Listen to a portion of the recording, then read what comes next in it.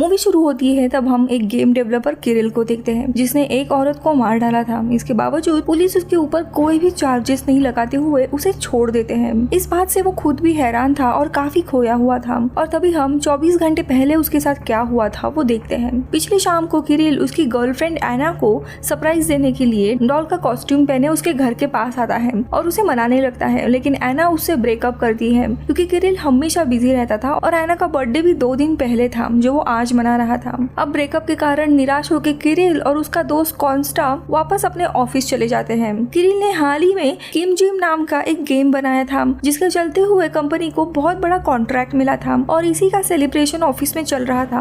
अब सेलिब्रेशन के बाद वो घर चला आता है तो उसे उसके घर में एक अजीब औरत मिलती है। किरिल उस औरत को घर से निकलने के लिए कहता है क्योंकि ये उसका घर था, लेकिन वो औरत कहती है कि यहाँ पे मैं रह रही हूँ सालों से। दोनों के भी आर्ग्यूमेंट होता है और ये लोग पुलिस को बुलाते हैं। किरिल अंदर आने के बाद देखता है तो घर का पूरा नक्शा बदल गया है और आसपास के नेबर्स कोई भी उसे पहचान नहीं रहे हैं। ये सब कुछ देख किरिल काफी हैरान होता है, लेकिन आखिरी में वो औरत अपना नाम रैना बताते हुए घर के सारे कागजात पुलिस को दिखाती है, जिसके कारण किरिल को घर से निकाल दिया जाता है। अब वो काफी हैरान होता है और अपने दोस्त के पास जाता है और इंटरनेट से घर के उसके जो पेपर्स थे उसकी सारी प्रिंट निकालता है और अगले ही दिन वो अपने दोस्त के साथ म्युनिसिपल कॉर्पोरेशन में चला जाता है प्रूव करने के लिए कि उसका घर है। लेकिन वहां जाने के बाद तो और भी उसे शॉक लगता है क्योंकि किरिल के नाम का कोई भी डेटाबेस में रिकॉर्ड नहीं था। मानो किरिल कभी यहाँ इस शहर में आया ही नहीं है। अब उसे प्रूफ चाहिए था, इसीलिए वो अपने ऑफिस चला जाता है, लेकिन वहाँ पे तो कोई भी उसे पहचानता नहीं है। वहाँ पे वो काफी हंगामा करता है और उसे निकाल देते हैं।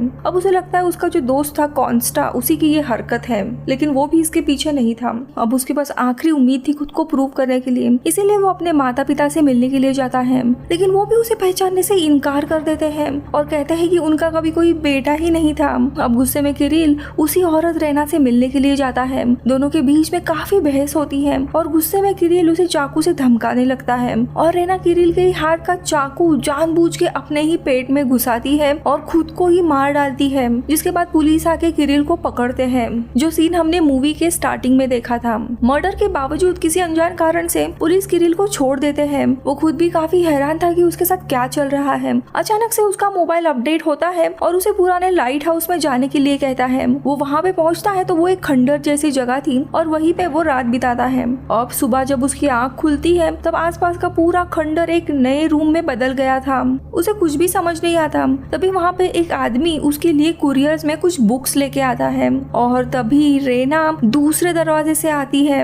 अब परेशान किरिल उससे पूछता है कि भाई चल क्या रहा है, और वो उसे एक शॉकिंग बात बताती है कि अभी किरिल एक दूसरे दुनिया में आया है जिसका नाम किम जिम है। किरिल ने जो गेम बनाया था उसका भी नाम किम जिम ही था, यानी ये उसके गेम की ही दुनिया थी। वो उसे एक दरवाजे से ही पूरी दुनिया दिखाती है जो दिखने के लिए तो उसके ओरिजिनल दुनिया जैसी ही थी, यानी सामने मॉस्को का ब्रिज था, स्कूल कॉलेज वैसे ही थे, यानी ये एक पैरेलल वर्ल्ड था। किरिल ने जब सबसे पहले अपना गेम बनाया था तभी अनजाने से ही उसने एक दूसरी दुनिया का द्वार ओपन किया था, यानी एक गेटवे ओपन किया था जो दूसरे दुनिया से कनेक्ट करता है, यानी ये एक तरह का पैरेलल वर्ल्ड रहता है जो उसने गेम बनाने के बाद अचानक से उसका गेटवे ओपन हुआ। अब किरिल ने ही वो गेट ओपन किया था, इसीलिए वो भी इस नई दुनिया का हिस्सा बन जाता है और इसी कारण से रैना यानी उस औरत ने किरिल की सारी आइडेंटिटी ओरिजिनल दुनिया से मिटा दी थी। यानी किरिल के माता पिता, उसके दोस्त, ऑफिस के कलीग्स, इन सारे लोगों के दिमाग से उसने किरिल की यादें ही मिटा दी थी। इसीलिए सब लोग इसे पहचानने से मना करते हैं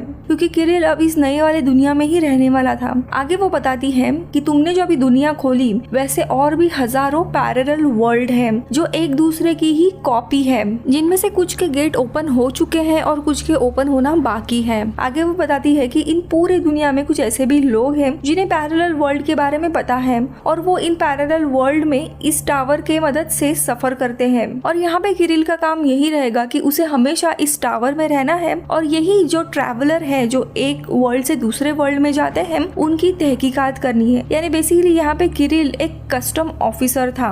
आगे वो कहती है इसी टावर में काफी सारे गेट्स है जो दूसरी दुनिया के डोरवे हैं, लेकिन अभी तक सिर्फ एक ही गेट खुला है जो खुद किरिल ने खोला था। अब किरिल उसे पूछता है कि ये सारी एडवांस बातें तुम्हें कैसे पता? तो वो कहती है कि हमारी एक सोसाइटी है और हम इंसान नहीं है, एक सुपर एंटिटी है। रैना के भी ऊपर कुछ और लोग हैं जो इन सारे दुनिया पे निगरानी रखते हैं। इस टावर में एक अलमारी थी जिससे किरिल जो चाहे दुनिया भर की कोई भी चीज वो पा सकता था। तो किरिल सबसे पहले उस औरत को बिना कपड़े का देखने की विश करता है और उसकी विश पूरी हो जाती है। लेकिन अंत में किरिल कहता है कि मुझे ये कुछ भी नहीं चाहिए, मुझे अपने दुनिया में वापस जाना है। लेकिन रेना मना कर देती है क्योंकि उसकी दुनिया में अब वो क्रिमिनल था। अब वो चाहे तो भी उस दुनिया में नहीं जा सकता था क्योंकि वहाँ पे उसे कोई भी नहीं पहचानता। अब ना चाहते हुए भी किरिल उस टावर में रहता है। लेकिन रेना जाने के बाद किरिल सबसे पहले अपने दोस्त कॉन्स्टा को उस अलमारी के जरिए इस टावर में लाता है। यहाँ पे किसी कारण से कॉन्स्टा की याद अभी भी बरकरार थी और उसे उसका दोस्त याद था। किरिल सारा किस्सा कॉन्स्टा को बताता है और वो भी हैरान होता है। लेकिन दोनों भी अलमारी के जरिए कुछ महंगी वाइन के मजे ले रहे थे। लेकिन तभी कुछ ट्रैवलर्स उस टावर में आते हैं और वो ट्रैवलर्स थे एना और एना का नया बॉयफ्रेंड।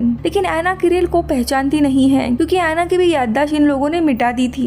एना का बॉयफ्रेंड इस सोसाइटी का हिस्सा था और हाल ही में उसने एना को भी अपने सोसाइटी में शामिल किया था। उन दोनों को भी किरिल ने खोजी हुई जो नई दुनिया थी किम जिम, वहाँ जाना था घूमने के लिए। किरिल इनका ट्रैवल अप्रूव करता है। लेकिन अपने एक्स को देखते ही किरिल और कॉन्स्टा एना और उसके बॉयफ्रेंड का पीछा करने लगते हैं और दोनों भी एक रेस्टोरेंट में पहुंचते हैं। वो लोग एना को ढूंढ ही रहे थे। लेकिन तभी अचानक से वहाँ पे एक डॉल रोबोट आती है और किरिल पर अटैक करती है। लेकिन अचानक से किरिल में एक सुपर हीरो की स्ट्रेंथ थी और वो उस रोबोट से काफी लड़ता है। लेकिन अचानक से वो रोबोट्स गायब हो जाते हैं। उसी होटल में उन्हें एक अधमरे हालत में लड़की दिखाई देती है। वो लड़की पास में रखे हुए पानी मांगती है और उसे पीती है तो उसके सारे घाव भर जाते हैं। वो पूरी तरीके से ठीक होती है और आगे वो कहती है कि हमारे दुनिया में कस्टम ऑफिसर के लिए पानी ये एक तरह के क्योर की तरह है। जैसे वो पानी पीने के बाद मरते मरते बच गई, किरिल भी पानी पीता और उसके सारे घाव भर जाते हैं। उसका नाम रोज था। वो कहती है कि वो भी 27 साल की उम्र में कस्टम ऑफिसर बनी है और इमॉर्टल होने के कारण उसकी एज 27 के बाद कभी भी बढ़ी नहीं है। यानी यहाँ पे किरिल भी एक इमॉर्टल था। अब वो वापस टावर आता है, सो जाता है।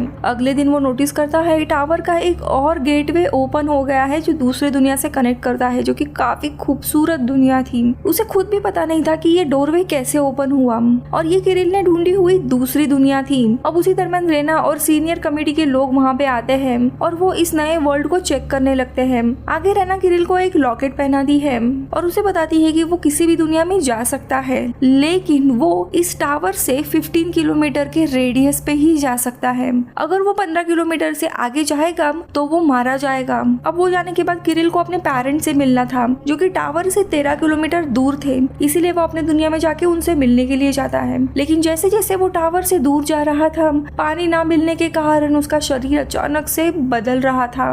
उसका काफी अजीब सा शरीर होने लगता है। लेकिन तभी उसे कोई पानी पिलाता है जिसके कारण वो थोड़ा ठीक होने लगता है। फिर वो अपने पेरेंट्स के घर चला जाता है जहाँ पे उसके पिता प्रोफेसर थे, तो वो स्टडी के बहाने उनसे मिलता है और शाम अपने पेरेंट्स के साथ ही बिताता है। अब उसी रात एना और उसका बॉयफ्रेंड वापस टावर में आते हैं क्योंकि वो जो समुद्र की दुनिया थी वो एना को काफी पसंद आई थी और वो वहाँ पे वेकेशन मनाने जाती है और किरिल को वापस अपनी एना याद आने लगती है। इसीलिए मौका देख के अगले दिन वो उसे डेट के लिए पूछता है और उसे बताने की कोशिश करता है कि वो उसकी गर्लफ्रेंड ही थी और उसकी यादें मिटाने की कोशिश की गई है। एना भी उससे अट्रैक्ट होती है और दोनों भी डेट करने लग जाते हैं और उसी समुद्र वाले दुनिया में काफी मजे करते हैं। अब अगले दिन किरिल के ओनर में एक पार्टी अरेंज की गई थी क्योंकि उसने 2 दुनिया के गेटवे खोला था। वो अपने साथ पार्टी में एना को लाता है। ये देख रेना को काफी गुस्सा आता है क्योंकि वो भी किरिल को पसंद कर रही थी और वो एना को अकेले में लेके जाके उसे बताती है कि उसे किरिल के प्यार में पड़ना नहीं चाहिए क्योंकि किरिल इंसान नहीं है, वो अभी एक सुपर ह्यूमन बना है, वो कभी भी शादी नहीं कर सकता। अब ये सुनते ही दुखी एना पार्टी से निकल जाती है। लेकिन रेना यहीं पे रुकती नहीं है। वो एना को किडनैप करती है और एक दूसरे पैरेलल वर्ल्ड में उसे डाल देती है। यहाँ पे किरिल पार्टी में एना को ढूंढ रहा था, उसे वो नहीं मिलती, इसीलिए वो टावर में वापस आके उसे फोन लगाने लगता है। इसी दरमियान कमेटी की एक मेंबर किरिल के टावर में आती है और उसे एक नया मिशन देती है कि किरिल को अब सबसे मेन जो वर्ल्ड है उसका गेटवे ओपन करना है। सबसे मेन वर्ल्ड को बेल्टा वर्ल्ड कहा जाता है जो असल में ओरिजिनल वर्ल्ड है और बाकी जितने भी पैरेलल वर्ल्ड है वो बेल्टा वर्ल्ड की कॉपी है। बेल्टा वर्ल्ड ये एक परफेक्ट वर्ल्ड है जहाँ पे कभी भी लड़ाई नहीं हुई, महायुद्ध नहीं हुआ, कोई भी महामारी बीमारी कुछ भी फैला नहीं है। वहाँ पे लोग काफी खुशहाल जिंदगी बिता रहे हैं, एक दूसरे की इज्जत करते हैं। यहाँ पे कमेटी का मकसद रहता है कि बेल्टा वर्ल्ड से सीखे कि उन्होंने अपने वर्ल्ड को इतना परफेक्ट कैसे बनाया है और उनकी बताई गई मेथड रूल्स बाकी दुनिया में भी अप्लाई करके बाकी की भी सारी दुनिया परफेक्ट बनाए जहाँ पे लोग खुशहाल रह सके। सके, कहीं पे भी वॉर ना हो।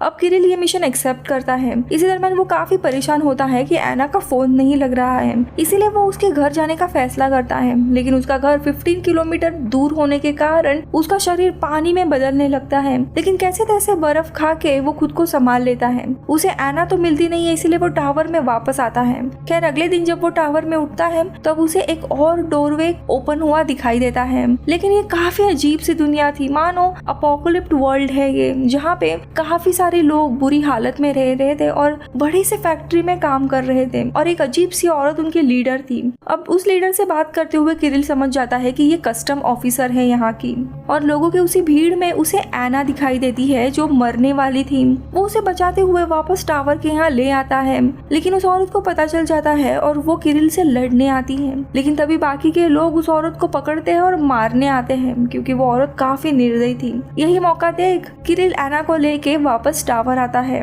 और रात भर उसका ख्याल रखता है। लेकिन इसी दरम्यान उसका दोस्त कॉन्स्टा वहाँ पे आता है और वो उसे कहता है उसे भी कमेटी ने एक कस्टम ऑफिसर बनाया है और अब वो किरिल का सीनियर है और यहाँ पे वो उसे सजा देने के लिए आया है, क्योंकि उसने सारे नियम तोड़े हैं एना को बचाने के लिए। और वो उसे सजा देते हुए उसका जो बाहर जाने का लिमिट था वो 15 किलोमीटर से कम करके सिर्फ 50 मीटर रखता है, यानी टावर के बाहर वो सिर्फ 4 कदम चल सकता है। अब वो जाने के बाद किरिल को पता लगता है कि एना कुछ ही मिनटों में मरने वाली है, इसीलिए उसके आखिरी पलों में उसे उसी पैराडाइज दुनिया में लेके जाता है। लेकिन 50 मीटर से दूर जाते जाते वो कमजोर होने लगता है, उसका शरीर वापस बदलने लगता है। लेकिन यही मौका देख एना उसके शरीर से वो लॉकेट खींच कर निकाल देती है और वो दोनों भी बच जाते हैं। अब अगले दिन किरिल की आंख खुलती है तब उसके सामने एक नया डोर ओपन हुआ था और ये दुनिया काफी सुंदर और एडवांस थी और उसे पता चलता है कि यही बेल्टा वर्ल्ड है, यानी सबसे मेन वर्ल्ड। वो इस दुनिया को एक्सप्लोर करते हुए वहाँ के कस्टम ऑफिसर से मिलता है